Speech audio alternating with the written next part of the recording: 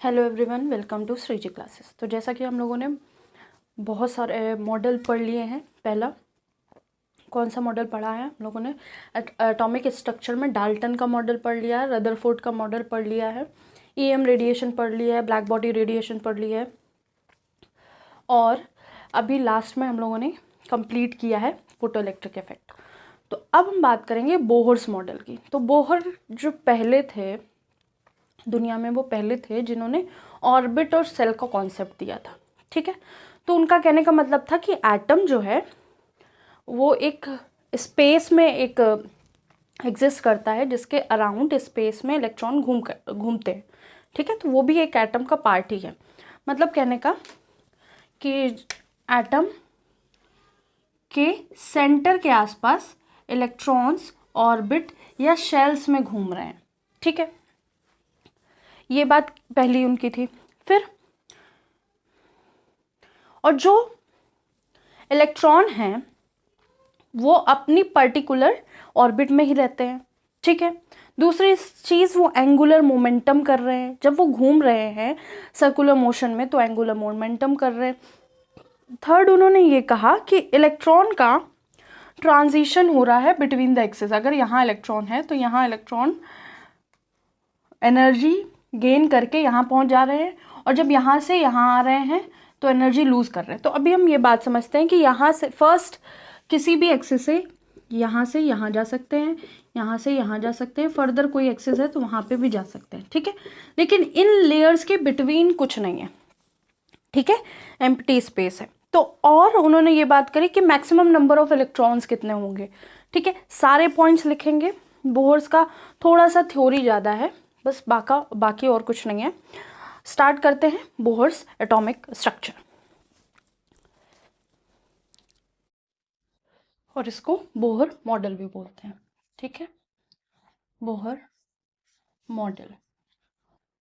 तो थोड़ी सी थ्योरी बड़ी है इसकी, बुक में आप पढ़ सकते हैं एनसीईआरटी में। हम उतना कराएंगे जितना आपको ज़रूरी है। ठीक है,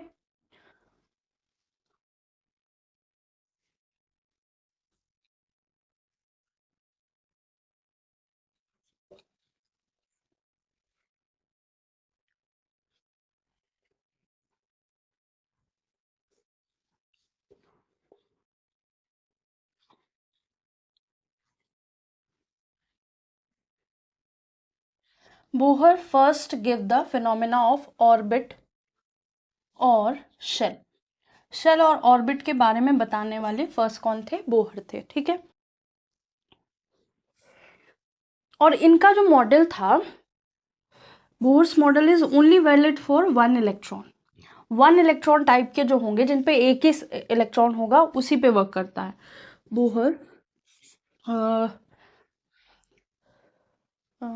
बोहर्स थ्योरी या Bohr's model is based on या valid to is valid only for single electron system. और वो सिंगल इलेक्ट्रॉन सिस्टम क्या है? पहला है He+, पहला तो हाइड्रोजन ही है। ठीक है, पहला है हाइड्रोजन, देन अरे यार He+, और देन Li2+। ऐसे जो हैं इलेक्ट्रॉन एलिमेंट्स, उन पर ही इनका मॉडल क्या था? वैलिड था। तो ये हम लोगों ने चीज़ें लिख ली हैं, और इसको लिख लीजिए। फिर हम बोहर का मॉडल या पोस्टुलेट्स थे, जो बोहर की एजम्पशंस थी बोहर मॉडल को लेके, वो सारे लिखेंगे। ठीक है, 10 सेकंड का टाइम देते हैं।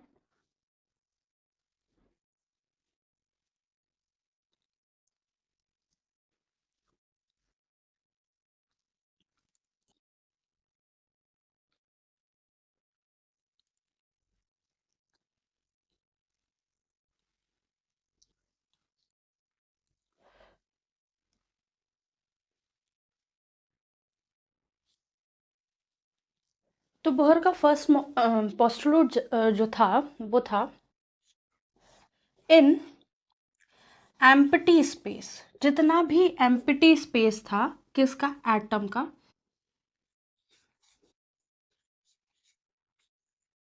atom electrons are revolving around the nucleus.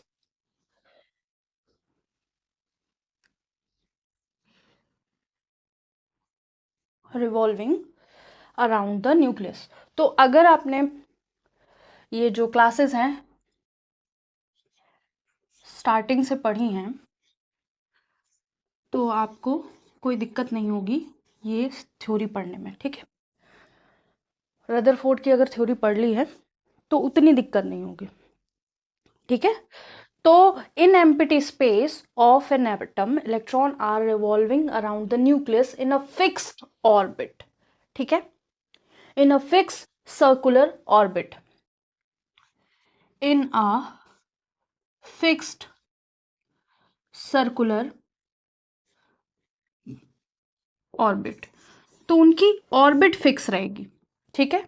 अभी गेन और लूज एनर्जी की बात नहीं हो रही है, फिक्स ऑर्बिट होगी, फिर ऑफ डेफिनेट एनर्जी,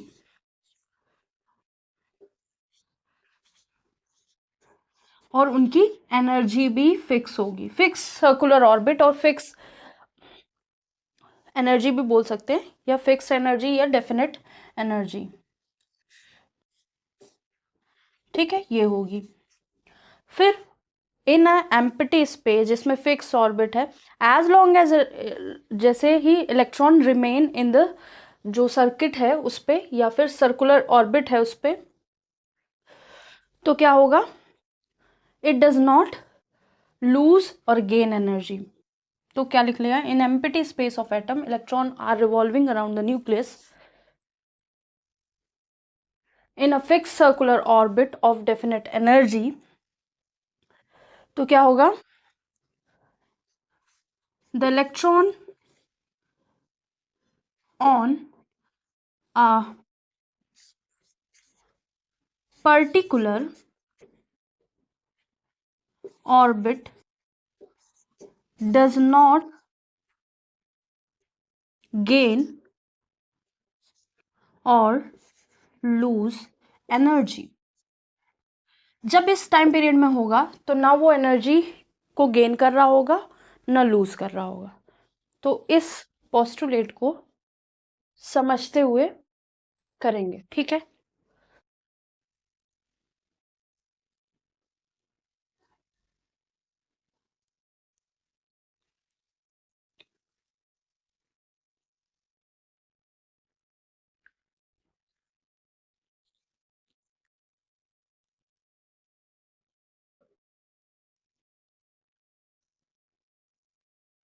इसको नोट कर लीजिए, फिर हम सेकेंड पोस्टुलेट की बात करेंगे।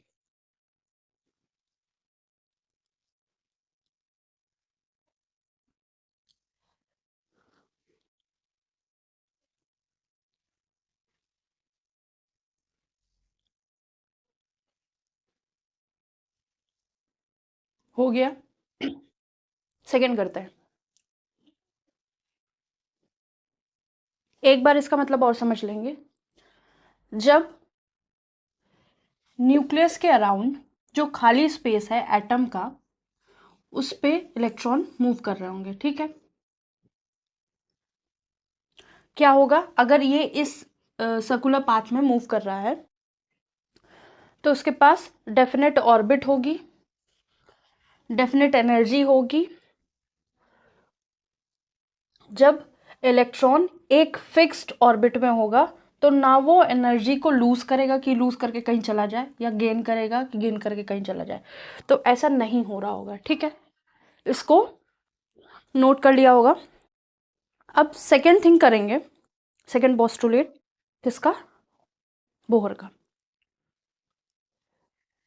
सेकेंड पोस्टुलेट क्या है, सेकेंड है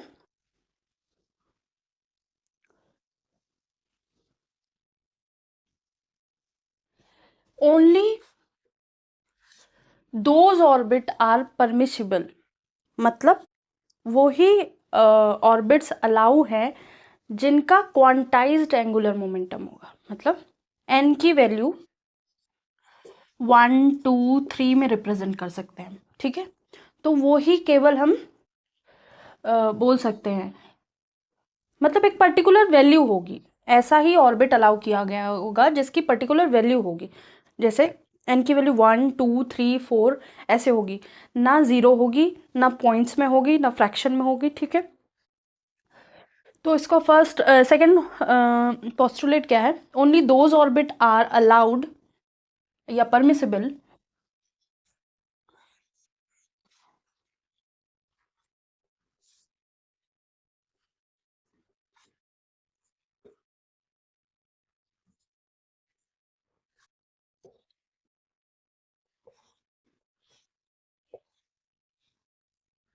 ठीक है, only those orbit are allowed और permissible in which angular momentum is in which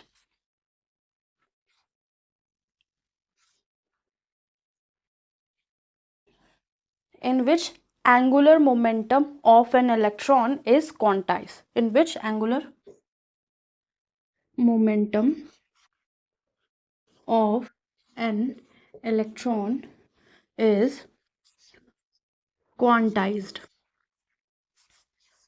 ठीक है। क्वांटाइज्ड मतलब कि वो जो भी एंगुलर मोमेंटम होगा उसमें जो एन की वैल्यू होगी या ऑर्बिट की वैल्यू जो होगी वो 1 2 3 ऐसे फॉर्म में होगी। तो एंगुलर मोमेंटम क्या होता है,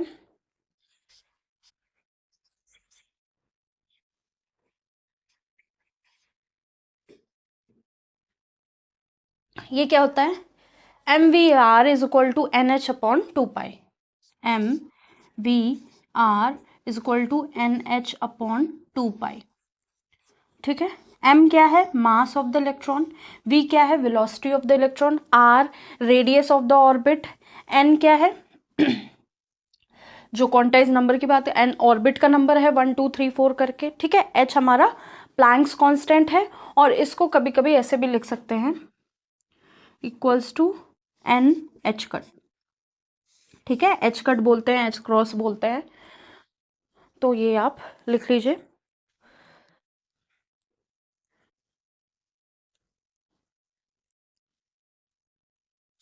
m is equal to mass of electron, v is equal to velocity of electron, r is equal to radius of orbit,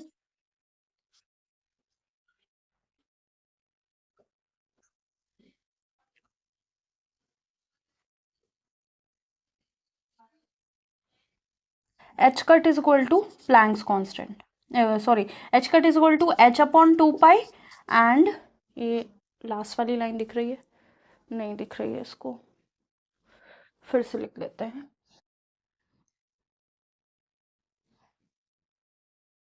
ये क्या है, मास है, किसका, मास ऑफ इलेक्ट्रॉन, ये क्या है, वेलोसिटी, किसकी, इलेक्ट्रॉन की, ये क्या है, रेडियस, किसका, ऑर्बिट का,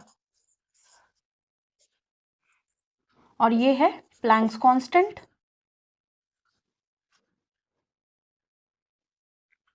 और n क्या है हमारा, n नंबर होगा क्या होंगे, 1 2 3, और फ्रैक्शन और जीरो नहीं होगा, पॉइंट में नहीं होंगे, ठीक है, पर्टिकुलर उनकी वैल्यू होगी।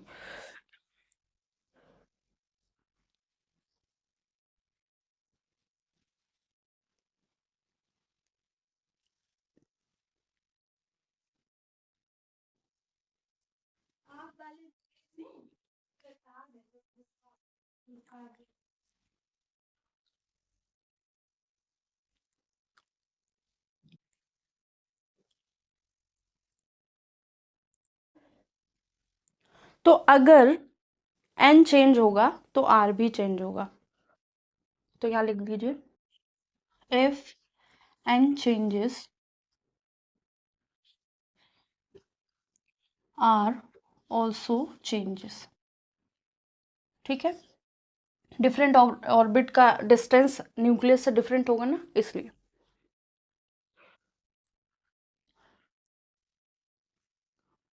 इसको नोट करिए, फिर थर्ड पॉइंट की बात करेंगे।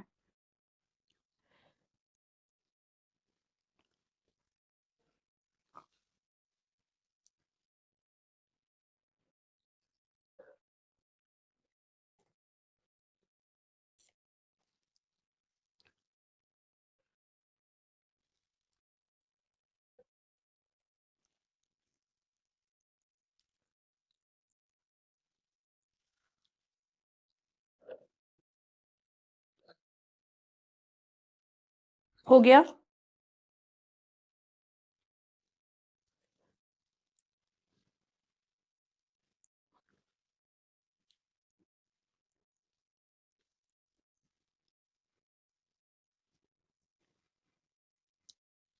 अगर कोई रेडिएशन आती है, ये है न्यूक्लियस, यहाँ पे शेल्स में इलेक्ट्रॉन्स हैं।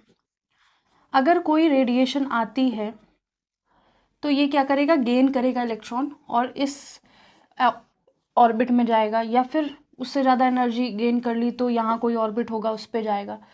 तो अगर ऐसा कुछ हो रहा है तो चेंज इन एनर्जी होगी।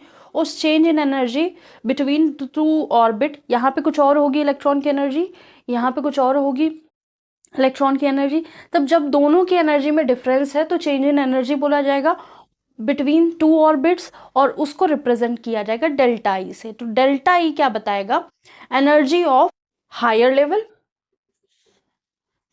Minus energy of lower level. तो ये है हमारी एनर्जी जिसमें इलेक्ट्रॉन जा रहा है, हायर लेवल है ये,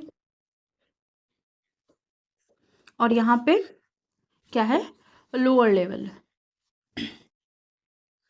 तो जब हमें इलेक्ट्रॉन यहाँ था, उसके पास रेडिएशंस आई, तो उसने गेन करी एनर्जी और यहाँ पहुंच गया इलेक्ट्रॉन। जब यहाँ पहुंच गया तो change in energy of electron होगा एक ऑर्बिट से दूसरी ऑर्बिट में जाने पर।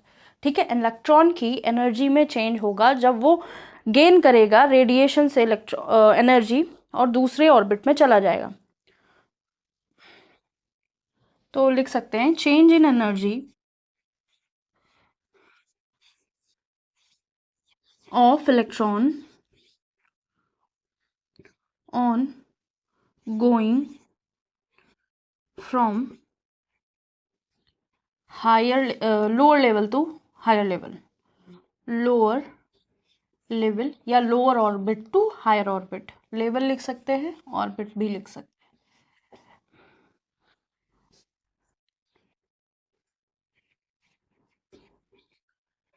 ठीक है,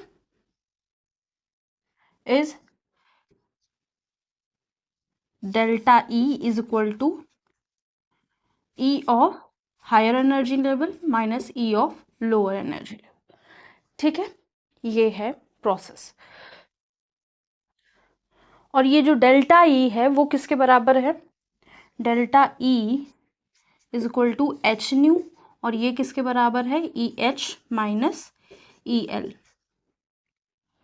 ठीक है, तो ये हो गया हमारा थर्ड पोस्टुलेट। थर्ड पोस्टुलेट हो गया। और चेंज इन एनर्जी जो होगी वो एनर्जी ऑफ फोटोन होगी। तो लास्ट लाइन यहां लिख लेते हैं, this change in energy is equals to equal to the energy of photon. ठीक है, जो बंडल ऑफ रेडिएशन मतलब लाइट का बंडल्स आ रहे थे, पैकेट्स आ रहे थे, उसके एनर्जी फोटोन की एनर्जी के बराबर होगी। कौन सी, चेंज इन एनर्जी। ठीक है, ये हमारा थर्ड पोस्टुलेट।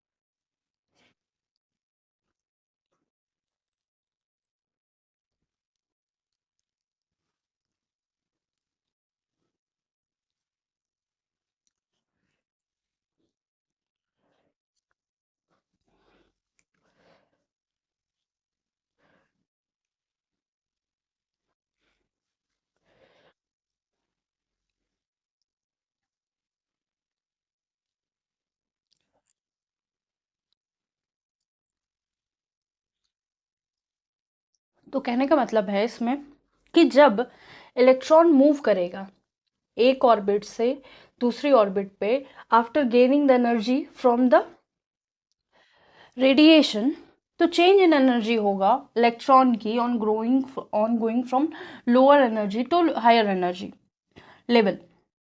उसको डेल्टा ई से रिप्रेजेंट करते हैं। Delta is equal to E H minus E L. E H क्या है, हायर एनर्जी लेवल की एनर्जी है, ई एल क्या है, लोअर एनर्जी लेवल की एनर्जी है।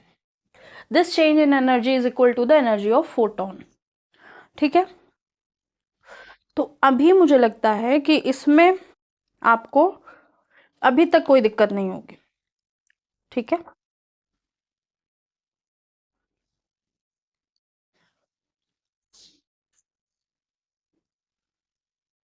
और एच लाइक स्पीसीज का ये पोस्टुलेट वगैरह पढ़ने के बाद ही बताएंगे।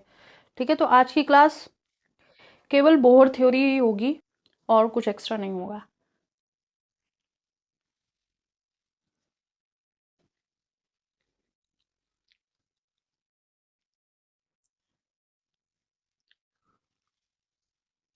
इसको रब करते हैं। फोर्थ पोस्टुलेट है,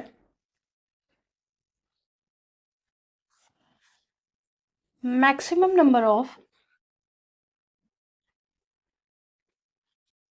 electron in an orbit is equals to 2n square, और जहां n क्या है, n is equal to number of energy level या नंबर ऑफ या ऑर्बिट। ठीक है, लेवल या ऑर्बिट, एनर्जी लेवल हो या ऑर्बिट हो एक ही बात कही जाएगी। ठीक है,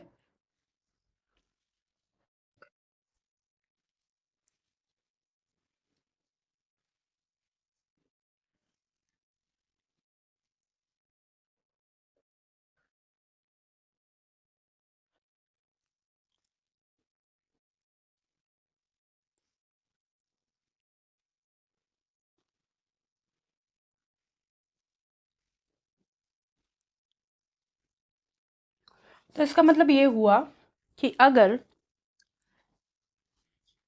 if n is equal to 1, that is first orbit या फर्स्ट एनर्जी लेवल, वहां पे क्या लिख देते हैं, फर्स्ट एनर्जी लेवल, तो वहां क्या होगा, number of electrons is equal to 2n square, that is 2 1 का स्क्वायर और इक्वल्स टू 2। तो फर्स्ट एनर्जी लेवल पे 2 इलेक्ट्रॉन होंगे। तो हमको अगर पता करना है किस ऑर्बिट पे कितने इलेक्ट्रॉन्स हैं, तो हमें n की वैल्यू पता होगी, तो हम बता सकते हैं इस ऑर्बिट में इतने इलेक्ट्रॉन हो सकते हैं। जरूरी नहीं है हो, लेकिन हो सकते हैं। अगर हाइड्रोजन की बात करें तो हाइड्रोजन में एक ही इलेक्ट्रॉन है, एक ही इलेक्ट्रॉन है, तो दो कैसे पॉसिबल है। ठीक है, इसलिए। और हीलियम की बात करें तो हीलियम में 2 इलेक्ट्रॉन है। अगर n इज इक्वल टू 2 है,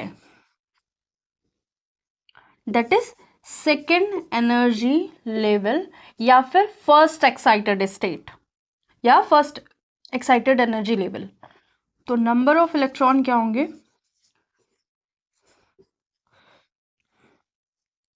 2 इंटू 2 का स्क्वायर इज इक्वल टू 8। तो सेकेंड ऑर्बिट में नंबर ऑफ इलेक्ट्रॉन्स 8 हो सकते हैं।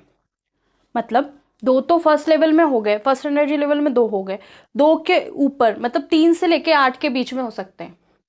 तो लिथियम भी लाई करेगा इसमें। जिनके आउटर ऑर्बिट में 8 इलेक्ट्रॉन होंगे, सब मतलब 3 से लेकर 8 के बीच में होंगे, वो सारे सेकेंड एनर्जी लेवल पे लाई करेंगे। ठीक है, तो जो सारी कंडीशन ऑर्बिट की दे रखी है ना, वो सारी कंडीशन इलेक्ट्रॉन पे भी अप्लाई होंगी। तो जो पोस्टुलेट होते हैं वो एक तरह से फैक्ट्स होते हैं जो हमें हमारे एटम के बारे में बहुत सारी जानकारी देते हैं। ठीक है, तो जो न्यूक्लियस है, सॉरी ऑर्बिट है, और इलेक्ट्रॉन की जितनी भी कंडीशन है एक दूसरे को मतलब सेम होती हैं, कुछ अलग नहीं होता। ठीक है, ऐसे ही n इज इक्वल टू 3 रख देंगे तो नंबर ऑफ इलेक्ट्रॉन्स कितने आ जाएंगे, 18 आ जाएंगे, नहीं 32 आ जाएंगे। ठीक है, तो ये सब चीजें ध्यान रखनी है।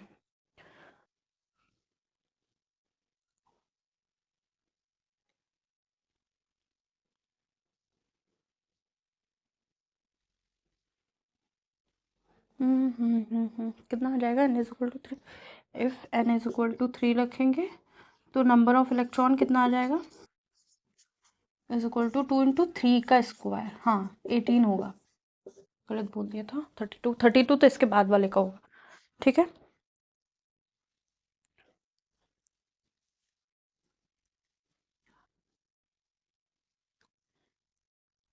ठीक है। तो ये सारी बातें हो गई जो हमको बोर्स मॉडल के पोस्टुलेट के बारे में बात थी। ठीक है, तो आज के लिए इतना ही। ये पोस्टुलेट ध्यान रखिएगा। इसके बाद जितनी भी थ्योरी होगी सब इसी पे बेस्ड होगी। अगर क्वांटम थ्योरी भी होगी तो वो भी इसी पे बेस्ड होगी। ठीक है, आपकी जो भी इन्फॉर्मेशन और लेनी है या और अलग से वीडियो पूरा मतलब बहुत सारा, ये तो ब्रीफली था सारी चीज़ें, बहुत सारी चीज़ें पढ़नी है। अगर पूरा फुल एक्सप्लेनेशन चाहिए तो उसके लिए भी आप कमेंट कर सकते हैं, उसके लिए हम अलग से 1 घंटे का वीडियो बना देंगे। ठीक है, आज के लिए इतना ही। लाइक एंड सब्सक्राइब जरूर कीजिएगा, कमेंट कीजिएगा। Thank you.